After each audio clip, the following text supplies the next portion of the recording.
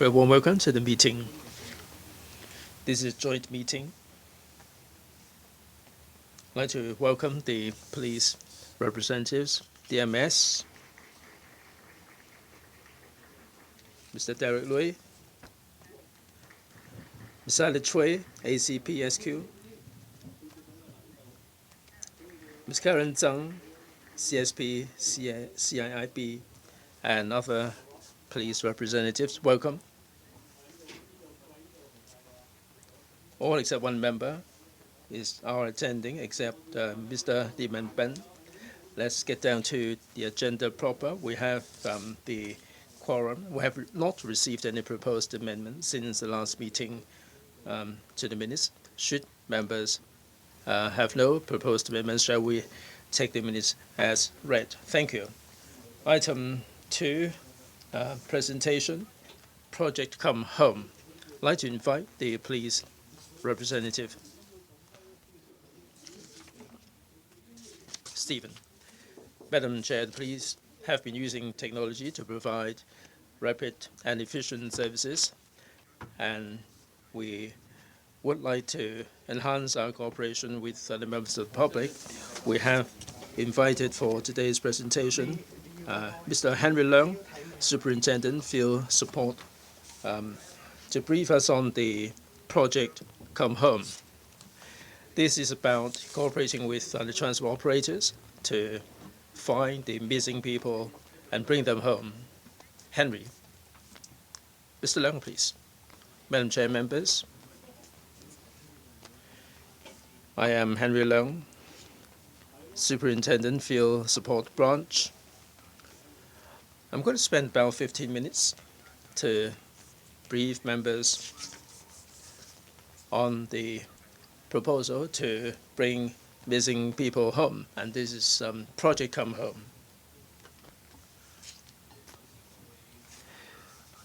By way of background,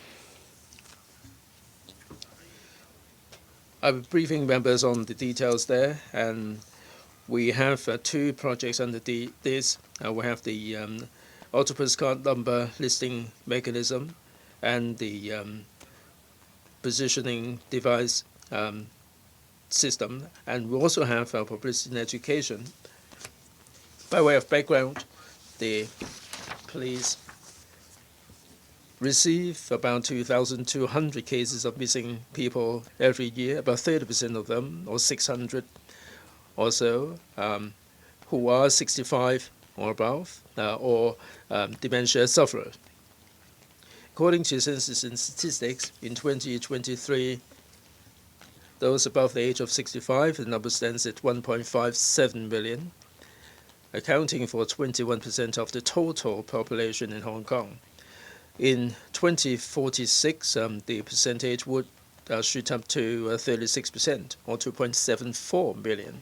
As the demographics are aging, we anticipate that the number of missing people cases will go up, and the resources available for finding the missing people will increase.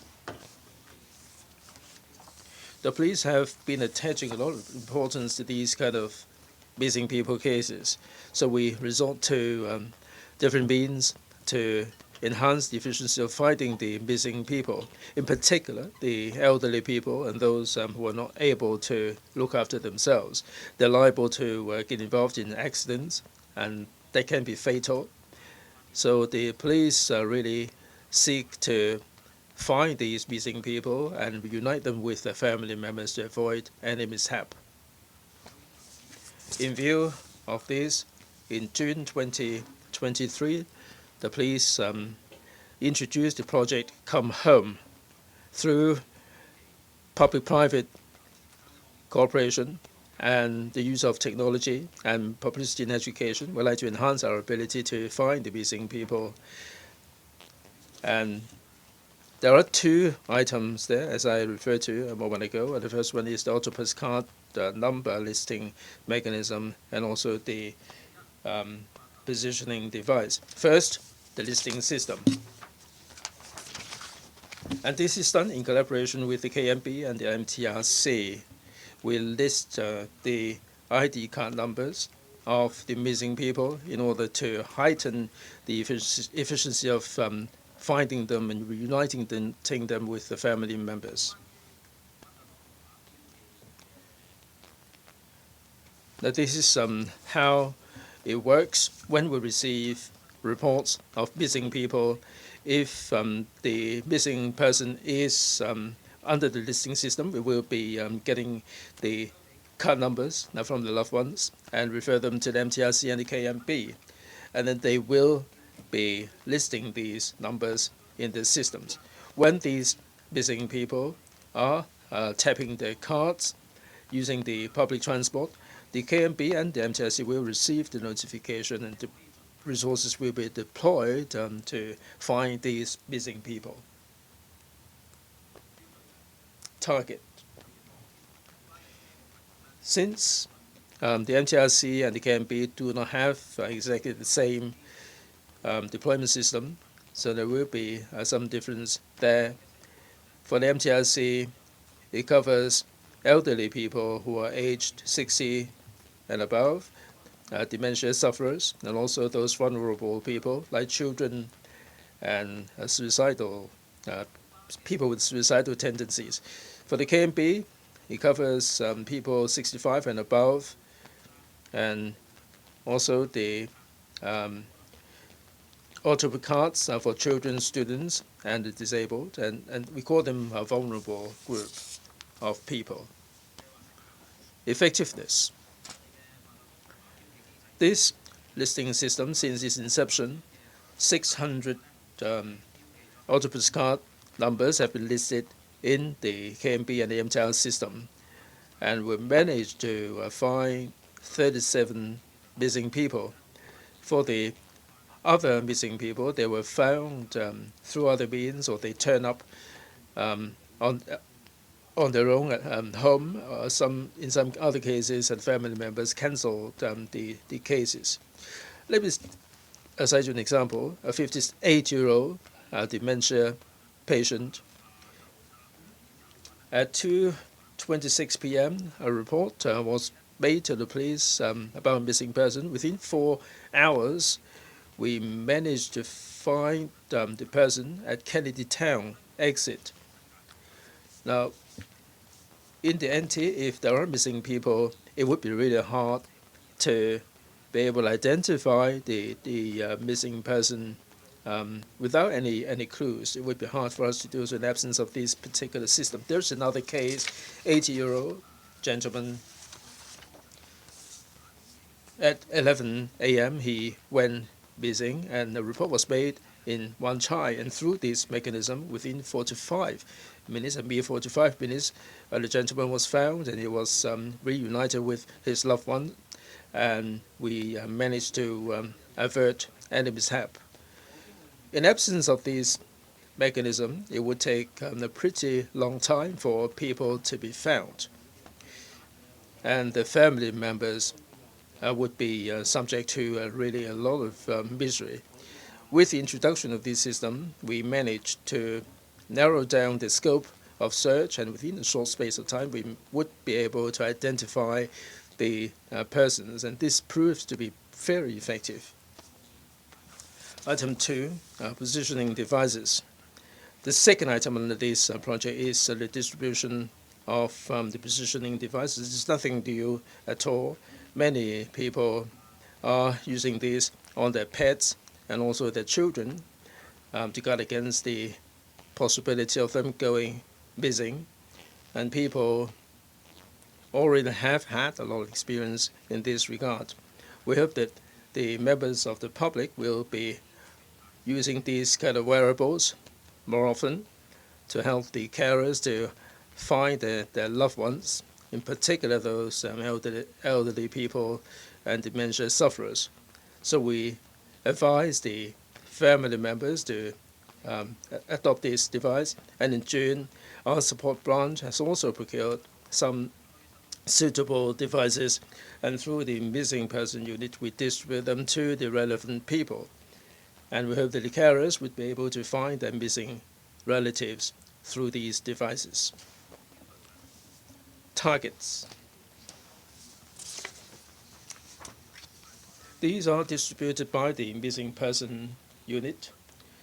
We target specifically those elders and dementia sufferers who have record of going missing. There are two types of positioning devices. One is Bluetooth and GPS positioning units, and they can be hung around the neck, or they can be attached to their belongings. And these are tiny little gadgets which will not get in the way of the daily activities. I'm going to play a short clip showing the functionality of these devices. And we have the GPS watch and the Bluetooth device attached to the rucksack, and they are walking in Causeway Bay, showing these are really pretty accurate.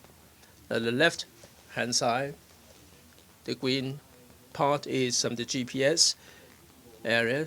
On the right is the Bluetooth covered area, and the positioning is moving as my colleague is moving. It's pretty accurate. Effectiveness. Through the distribution of positioning devices, we are harnessing technology more and more to find missing persons instead of using manual work, and this would guard against people going missing.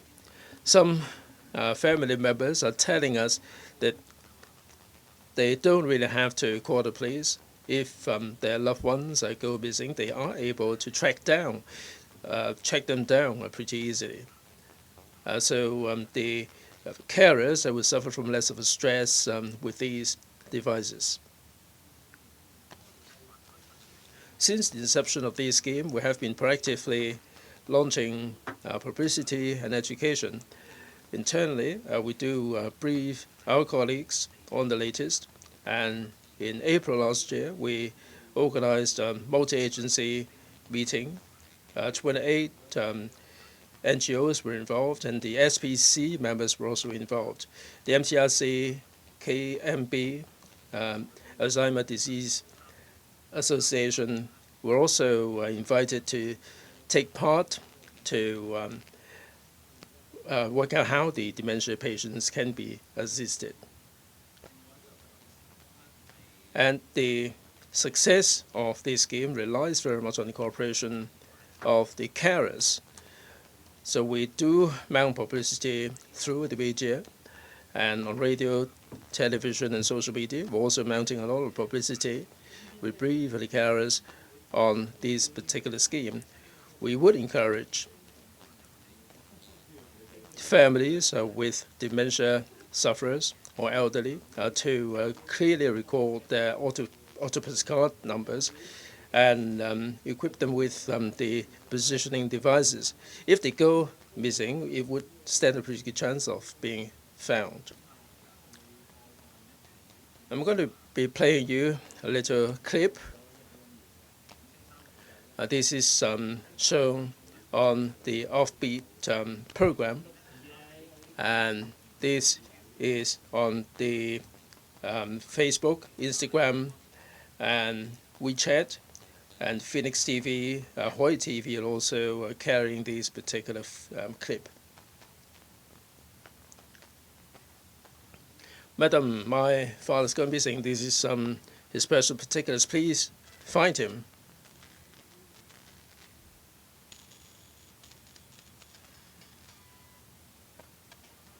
Oh, I found you at long last.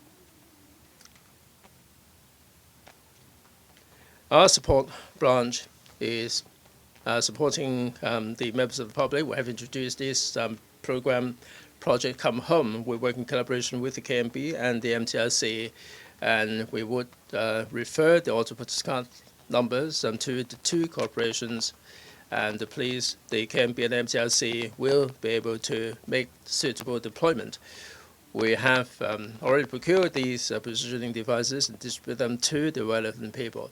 If your loved ones are dementia sufferers or elderly, please remember their autopsy card numbers.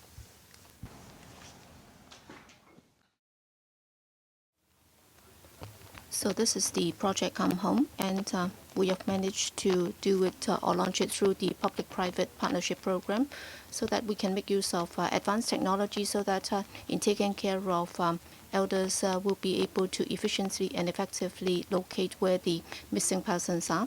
So we will be exploring the possibility of working with other public transport organizations and other service agencies to see whether or not we can extend it to other areas. We will also be working with the hospital authority, the social welfare department, and NGOs, so that such devices can also be distributed to more people in need. So that's all for my presentation.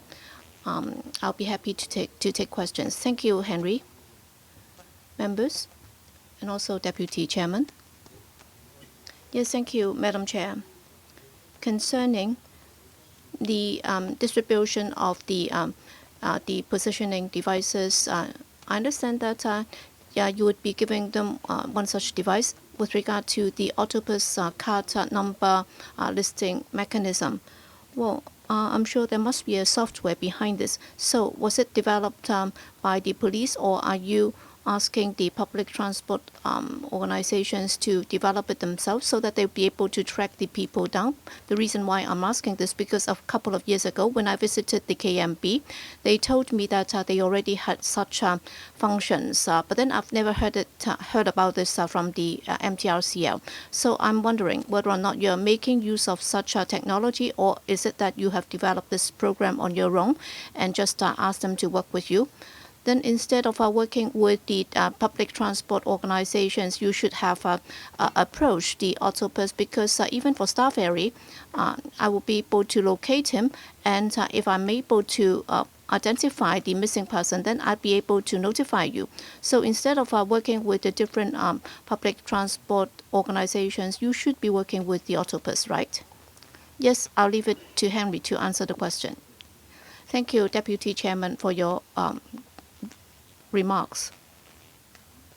Well, we are working with the MTRCL. We are using the system to do this, because the system will be able to work with us so that they can have this listed, so that whoever's card number is listed, then he'll be tracked down. I understand that many merchandisers are using the Octopus too, but then other than using the Octopus card, they would also have to make use of their own computer system to make it work. And if they want to join this system, or if we want to recruit them so that they can be a part of the project, then they would also have to make sure that their system will be able to work with ours. And therefore, I've taken on board your view. And therefore, we would also have to talk to the Octopus operator.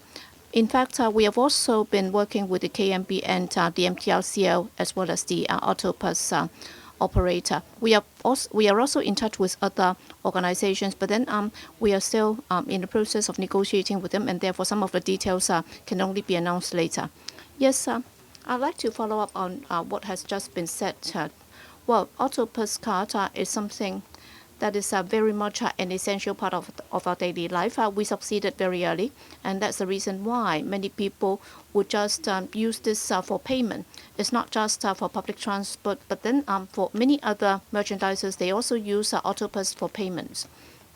But then in doing so, definitely there will be an overall system, so that the amount will be deducted from your account, and there won't be any delay. And therefore, whichever machine is accepting this payment, then the headquarters will be notified. It's not just the KMB or MTRCL. So whether or not you're patronizing the convenience store, 7-Eleven, or whoever, then you would definitely be able to tell where he is, in particular, which particular machine is accepting payment from you. So would that be more efficient? And there would not be any requirement for any specific devices or whatever, so long as the Octopus can work with you. And of course, the user would also have to cooperate, or would also have to give permission to you to use his personal particulars. Yes, these are technical issues. We have been looking into that as well. And as I just said, other than the payment system, they're using the Octopus card, and also the computer system of the merchandiser is also very important, and therefore it's a bit more complicated than you might have thought. So it's not just about the Octopus card accepting payment, and then it will be able to immediately tell that a particular person is at a particular location, making payment, and so on and so forth. So some of these details are more complicated than one might have thought. It's not as easy as just tapping the card and then locating the person. So we still have to negotiate with some of the merchandisers. We believe that this is a very good project because Octopus Card is basically what everybody is using these days, and we have been working very hard on this. We hope that later we'll be able to invite some more new merchandisers or operators to join us. Okay. Yes, thank you, Madam Chair. In fact, before I ask my question, I'd like to follow up a bit on this because whether it's about watching TV or watching movies, well, the police would also be making use of Octopus information in tracking down certain persons and so on. So you'd be able to know exactly who is using which card. So technically, it should be very easy. And also, the MTRCL has been willing to work with the police, and then Octopus as the biggest shareholder of the MTRCL. I don't think the Octopus will say no because I'm also a director sitting on the board of the MTRCL. And also, I'd like to ask you this. Well, just now you talk about Bluetooth and GPS positioning device, the GPS watch. So when I watch the clip, it's about using Bluetooth. So we are supposing that he'd be able to connect the Bluetooth device with his own device before you can locate him, right? But then for those demented persons or the elders, when they go out, they might not be bringing their cell phones with them. So they might even forget about this, and that would defeat the whole purpose. So can you just convert it into GPS? Because for Bluetooth devices, so you're requiring them to bring the Bluetooth device and also the cell phone with them. That might not be very meaningful. So can you just change it to just using the GPS device? Would that be easier? Yes, Henry? Yes, thank you for your question. Just now you said that the elders might just forget about the cell phone when they go out. But then the carer should be taking care of the elder. So the one wearing the device should be the carer. So if the elder has the device clip onto his clothes, then his carer or family member should be able to track him down. But then if he fails to bring the device with him when he goes out, because you're connecting data with the cell phone of the carer, so the carer should be able to turn on his cell phone and then he'll be able to locate the elder. But then what if I live in Sham Shui Po and then he goes to Kennedy Town? Would I be able to track him down? Yes, certainly, because that's the beauty of using a Bluetooth device. Well, for the Bluetooth technology and also the GPS technology, there is some difference between the two. Sometimes a Bluetooth device in a very crowded situation, it might be doing even better. So that's the findings that we have got in our market research. Yes, Mr. Chen, and then the Secretary General. Yes, I have a couple of points to make. Yes, I share the concern of the Deputy Chairman because, well, if you use a Bluetooth device, then it has to be connected with a device before you can position that person. For example, if I am in Sham Shui Po and I go to Wan Chai, then how would it work? Well, according to my understanding, well, Bluetooth devices, well, whether or not it can do positioning, it depends on whether or not there is any public installation providing Bluetooth services.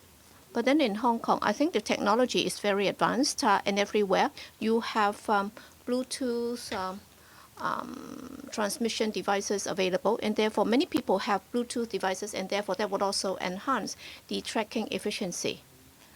But then for Bluetooth devices, one of the characteristics is that it's very energy efficient and therefore it can be used for a very long time. Well, for GPS devices, the energy consumption is more heavy, and therefore I think Bluetooth should be a lot better than GPS because if there should be a typhoon, then the situation might be a lot more chaotic. Bluetooth should be more precise. Yes, well, they have their respective advantages. And then for 5G, I think it's almost like the Wi-Fi router in our homes, and therefore it's more reliable than Bluetooth. And I'm sure you do understand the respective advantages. And then using Octopus card, I think there are other things that we can negotiate with them, because they do have online and offline services. And then when they're on, they would only be notified if they're online. But then it doesn't mean that you cannot do it, because once you reload the card, then it'll become online again. That's the first thing. And second, so you can treat it as a missing card. So you can just treat it as if it's a missing card, and then whenever somebody is tapping that card onto a machine, then the notification or the alarm system will be alerted. So if I treat it as a missing card, then whenever that card is tapped onto a machine, then the alarm system will be alerted. And also, you will also have to give the Octopus number. It might be a bit more difficult, because if most of the clientele would be elders and students, then definitely they have their names registered with the Octopus card. What about ID card number? Because if you ask me for my Octopus card number, I would be at a loss as to what the number is. But then if you ask me for my ID card number, that would be a lot easier. So can you expedite the whole process instead of taking out the Octopus card? It might take me 2 or 3 days before I can identify the number. But then if you ask me the ID card number, and if that can be linked with the Octopus card, that would be easier. All right, you said that when you go out of the turnstile of an MTR station exit, then they would be alerted immediately. So let's say if I know that this person is a missing person when he tapped his card onto the machine, then will the station be alerted, or will the police station in the district be alerted, or which police district will be alerted as to the whereabouts of the missing person? Well, when a missing person taps his card onto a machine, let's say he's taking the MTR, then the MTR will be alerted right away, and then the MTR will be alerting the police right away. So they will be working simultaneously, and then they will track the missing person down together. When the missing person is tapping his card, when he is not able to get out, so it's like all of us will do. We will immediately go to the customer service center to check that out. Well, for the land station, well, for the MTRs, we no longer have the MTR district. So for the land district, whoever is close by, they will come around to see what happens. Yes, thank you, Madam Chair. This is not directly related to the presentation just now. It's not exactly about this scheme. What I'd like to say is recently, well, together with Mr. Si Wing Hang, we joined one of your quality service program. We participated in a prize presentation ceremony. We understand that that was an internal event, but then we were present at the ceremony, and we noticed that the police, the senior management, including the police commissioner, you had a very remarkable tradition. That is, you encourage police officers from different units, wherever they are from, at whatever ranks, they can always make suggestions, so long as those suggestions might be good for law enforcement or beneficial to the community as a whole. They are welcome, or they are encouraged to make suggestions. And as a result of that, many projects have been launched. Other than those getting the prizes, or some might have done remarkable things, warranting prize presentations. And many police officers have been very deeply involved. They have been very dedicated in providing good services to the community, and in particular for those veteran police officers, they know exactly what the community needs. And I'm sure this Project ComeHome is one of those. Different police officers might have made suggestions resulting in this program or project being launched. I can see that there are numerous such projects. It's indeed very impressive and remarkable. So I hope that DMS can do more such presentations, not just to the IPCC. You should also do more presentations to the media and also the public. so that would also help improve the image of the police. It's not just about publicity, because some of these projects can indeed help the public and also enable them to get better services from the police. If the public is informed about this, then that would also be good, so that when they encounter certain problems, they immediately know that if they can contact the police right away, then more convenience can be brought to them. So it's like what you just said. Well, when you report a case to the police, they are already prepared for this. They have already got the octopus card number or other pieces of information available. That would expedite the whole process. Well, if they have to look for the octopus card numbers, it would be delaying the matter unnecessarily. And you see, you managed to find the missing person within 45 minutes. I do hope that the police would promote this to the members of the public on a step-by-step basis. But this is Chen's suggestion. I wonder whether the police have any response. But let me add this. The police in Hong Kong are very much delighted to help.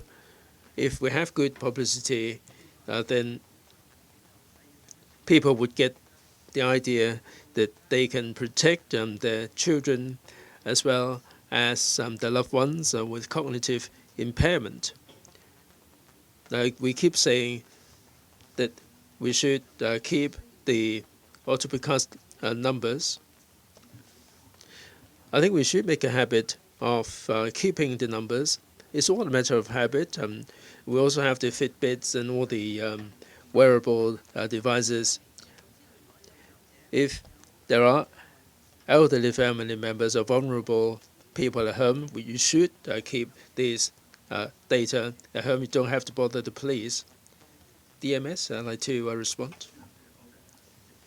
Thank you very much, Madam Chair and Daniel, for the kind words. I'd like to add something here, if I may. Indeed, there is such a need in our community. We introduce all these measures mainly because in Hong Kong, all over Hong Kong, in fact, not just one or two districts, where we see so many elderly people who go missing, and not least those suffering from dementia. As Henry said earlier, sometimes it would be taking a pretty long time to find them. So we are trying to come up with ways and means. We introduced the digital policing in 2021, and since the introduction, we are encouraging the front line to move in the direction of digital policing. The support branch is responsible for a lot of new policies and new initiatives to do with the digital measures. But the Project ComeHome started in Kowloon East. There they collaborated with the HKUST to work out this program, and the UST's professors were trying to come up with ways to harness Bluetooth and also GPS to enable us to ramp up the efficiency or effectiveness to track down the missing persons. And the idea at the beginning was for the dementia elders, and we enlisted the help of the committed people in the community. We solicited financial support to procure all these devices. We saw what happened in Kowloon East, and they were able to cater for the population in Kowloon East. So the headquarters, the support branch, centralized this and translate this into a territory-wide program called Project ComeHome, and this is applicable to the entirety of Hong Kong. So this is something that we try to get resources at the central level to get the GPS and also the Bluetooth devices. Also, other than the elders who are suffering from these problems, there are some children who are liable to leave home. With this particular system, we are also covering these vulnerable people as well. So more and more people are incorporated into the scheme. And we are moving in this direction. In terms of publicity, our PR wing is sparing no effort. We also have the senior police corps members. All of them are aware of this program, and they are also giving us their assistance. We are working very hard at this point in time. Hospitals, social welfare department, they are the key stakeholders. Just before I came to this meeting, I talked with the head of the support branch, and we try to redouble our efforts to liaise with the SWD and the hospitals so that we can cover a broader range of people. Thank you. Mr. Lam and then Mabel. Thank you, Madam Chair. I heard what Mr. Loy said, that this program is particularly good for the elders.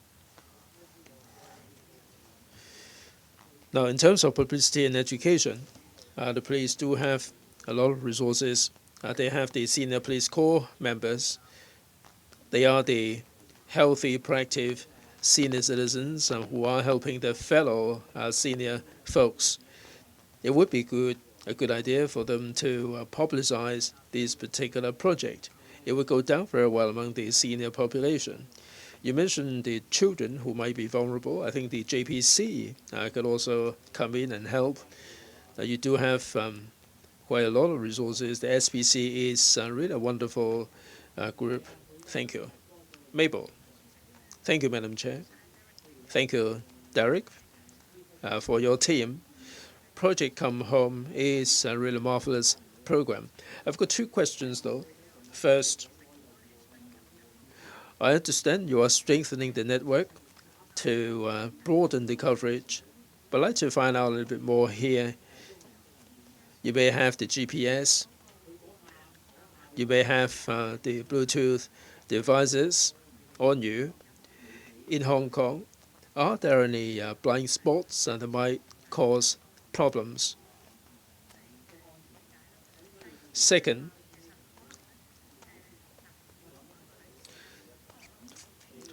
that this example may be a rare occurrence. Let's say someone has gone missing, or his loved ones have not called the police, but this person has gone into the Greater Bay Area, for example. Would the GPS be covering this person in range? Or will, as a next step, would there be any measure to liaise with the Guangdong authorities? They may have ventured into the mainland of China. I understand that people may be working in Hong Kong, but they are residing in Shenzhen. There are so many families of this nature. If someone has gone to work and the loved one has gone missing, who's a Hong Kong person, what's going to happen? Are there any ways you can assist? I defer to Henry, and I supplement later on. Henry, please. To respond to the member's question about blind spot, as I said a moment ago, the Bluetooth technology and GPS have the respective features. For GPS, so it may not be exactly precise, but we will be able to narrow down the scope of search. So in terms of blind spots, we may get 100% accuracy, but this may not be too much of a hindrance. As regards the missing persons leaving Hong Kong, going into the GBA, the chances are that the accuracy might be hampered. But if indeed we found people who have gone missing and they've gone into the mainland of China, we will be liaising with the mainland authorities to track down these people as soon as possible. DMS? Yes, if I may add a little bit here. Thank you, Mabel, for your question, and this is a reasonable question. As I said earlier on, in Kowloon East, they are liaising with the HKUST and NT-South. They are having similar initiatives in collaboration with the Jockey Club. The headquarters are open to options.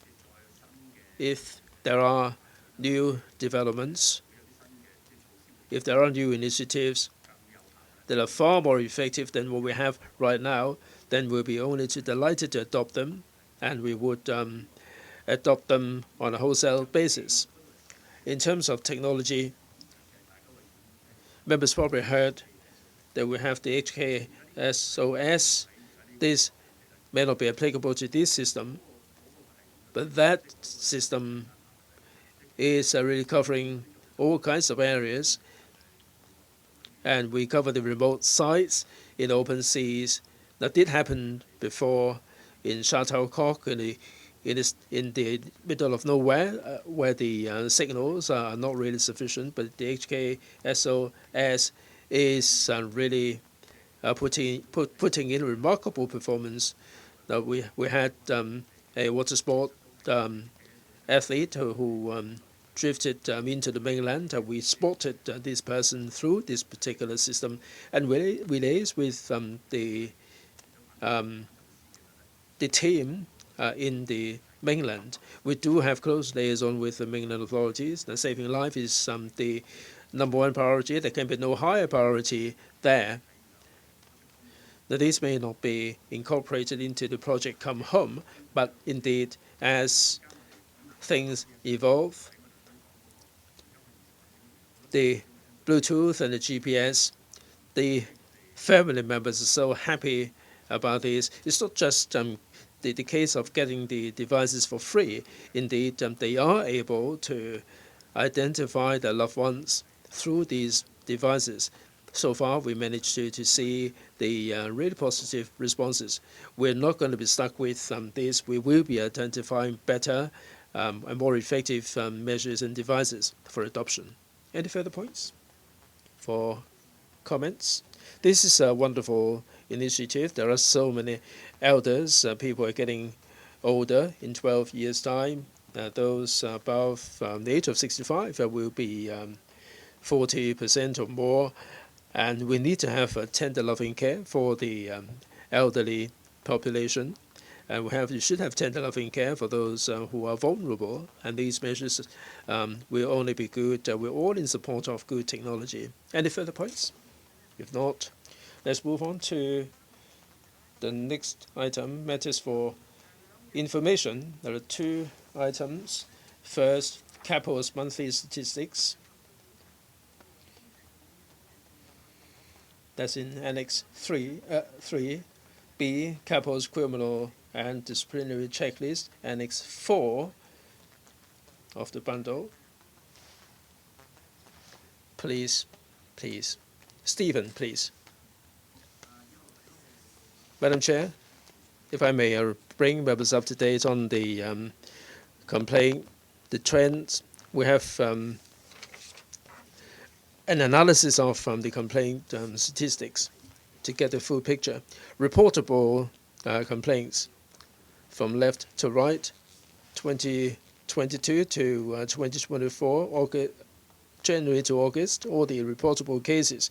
2022, I remember that we were beset by COVID, the number was the lowest for 10 years.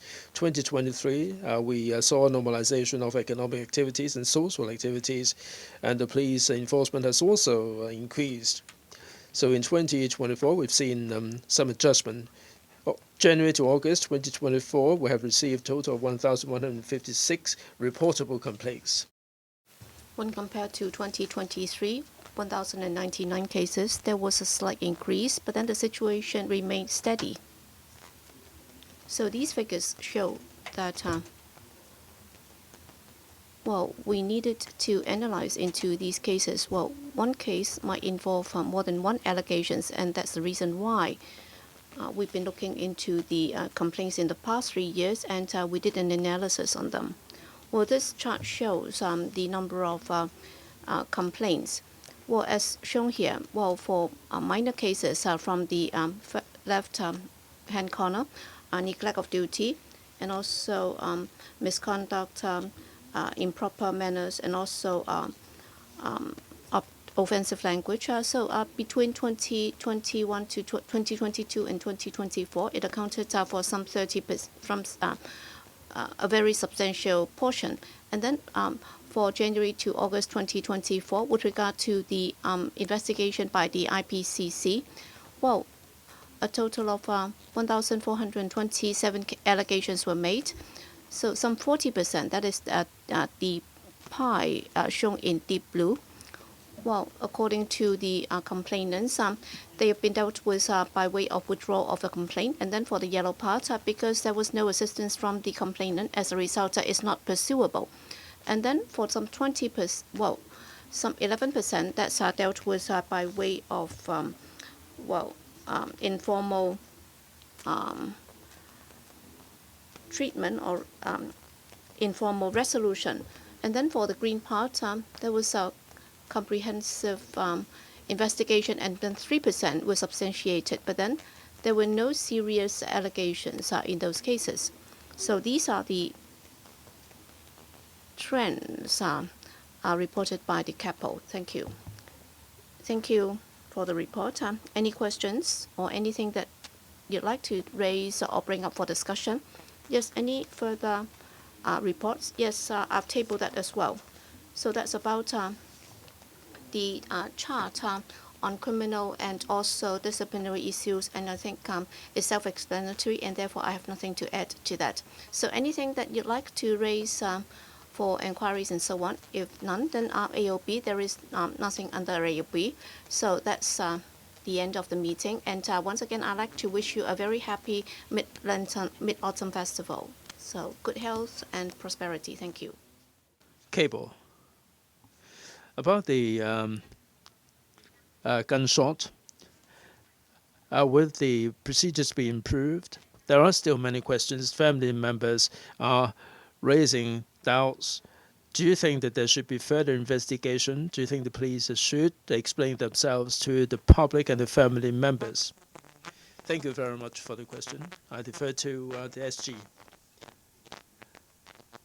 About the guidelines for the use of force, in the police guidelines, and there are very clear guidelines regarding the circumstances under which force would be used. When a frontline officer, or indeed if there is any deadly assault, by deadly assault, it means there is likely to be fatal attacks. The police can use the firearms. When using the firearms, the idea is to subdue the attacker. So there are clear guidelines there. When you are focusing on the case, I think it's better for us to look at the facts when complaints arise, and then we'll be looking at the evidence, and we will look at these in a fair and just manner. For the time being, though, as of now, we have not received any complaints.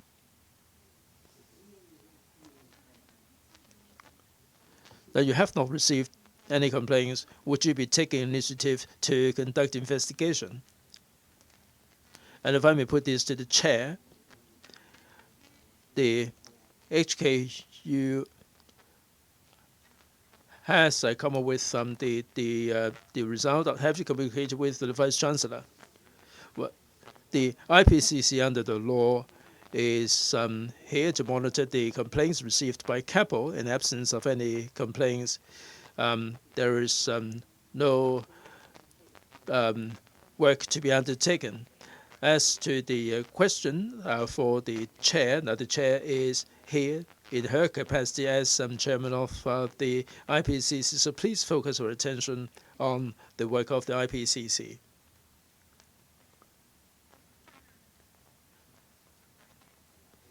Recently, there are some reporters who were harassed. Do you think that the IPCC should conduct investigation, or do you have to wait until reports are filed? How do you view this particular issue? If I get threatened or harassed, if it is of a criminal nature, then the first reaction would be to call the police, and we don't have to wait. You must be aware of the brief of the IPCC. It is our brief to examine the complaints received by CAPO to make sure that they are dealt with in a fair and just manner. For the other cases, it's not within the remit of the IPCC. But as I said, if someone is threatened, do call the police in the first instance.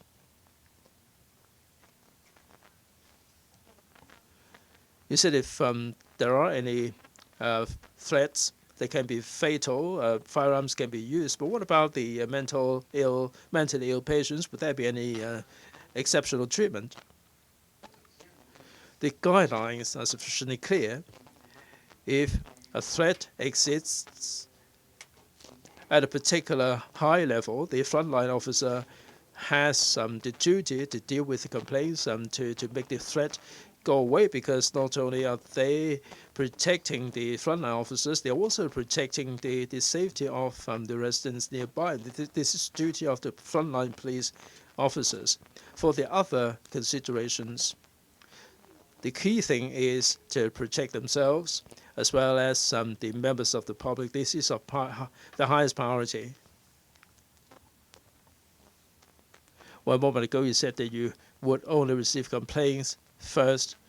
Do you think that you would offer an advice to the police in this regard? What incident?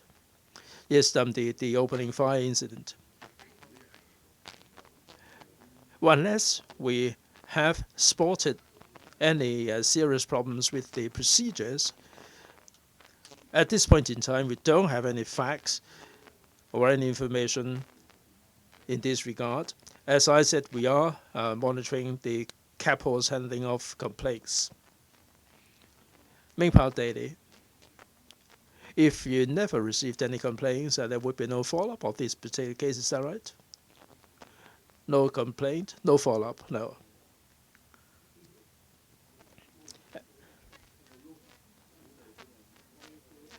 Now, about the Hong Kong U incident, people are very concerned about HKU saga. Now, this is administrative controversy. Are you happy with the outcome? The Vice Chancellor has all the issues been dealt with. The Education Bureau has issued some statement. Why is it that you never came out to meet the press?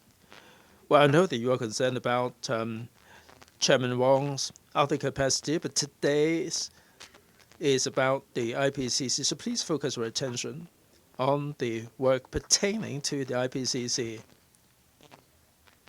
This is the venue of the IPCC. Any further questions about the IPCC? If not, sorry if I may pursue this. The police said that 40% of the cases were withdrawn. How do you deal with this? Why is it 40% of the people who lodged a complaint to withdraw their complaints? They must have a cause to lodge the complaint. Why is it they withdraw the complaints?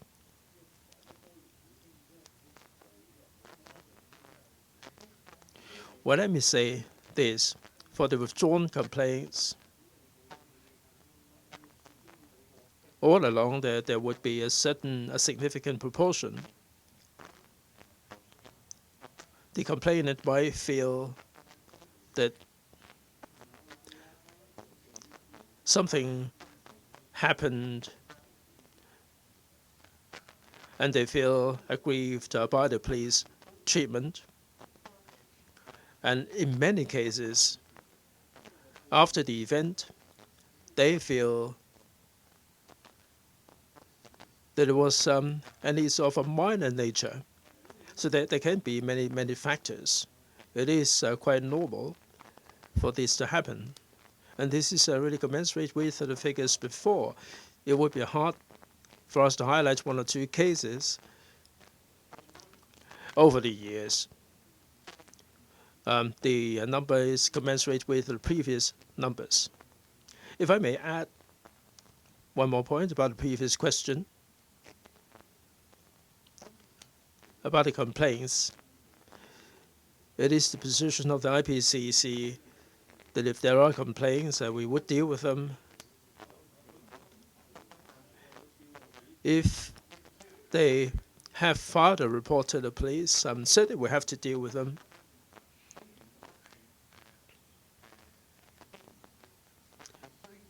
Indeed,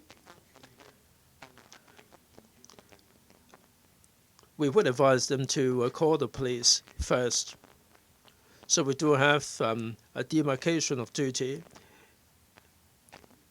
Our brief is to deal with the cases after complaints have been filed.